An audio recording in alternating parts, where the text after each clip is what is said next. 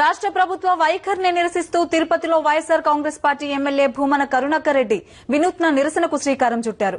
నిధులు సమకూర్చకుండా తిరుపతి వాసుల పట్ల కక్ష సాధిస్తున్న కిరణ్ సర్కార్ కు వ్యతిరేకంగా వీధుల్లో దండోరా కార్యక్రమం నిర్వహించారు. అలాగే ఈ నెల 23న వైఎస్సార్ కాంగ్రెస్ పార్టీ ఆధ్వర్యంలో జరిగే మహాధర్నాకు ప్రజలందరూ పాల్గొని ప్రభుత్వ వైఖరిని ఎండగట్టాలని భూమన పిలుపునిచ్చారు.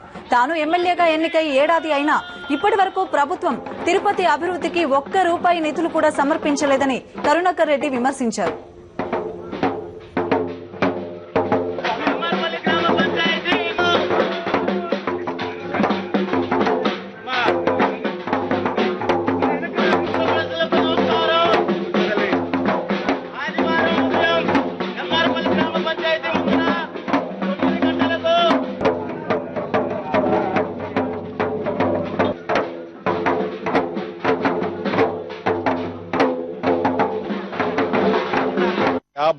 మంది ప్రజలతో అలరారుతున్నటువంటి ముత్యాలరెడ్డిపల్లె ప్రాంతంలో ప్రభుత్వం కనీసమైనటువంటి వసతులను కల్పించడంలో కూడా పూర్తిగా విఫలమైంది.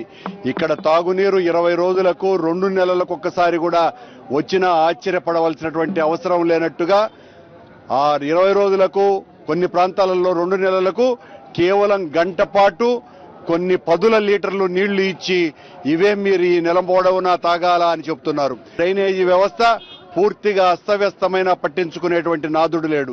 ఇక్కడ 1400 మందికి ఇళ్ల పట్టాలు ఇచ్చి ఆ ఇళ్ల స్థలాలు చూపకుండా మోసం చేస్తారు.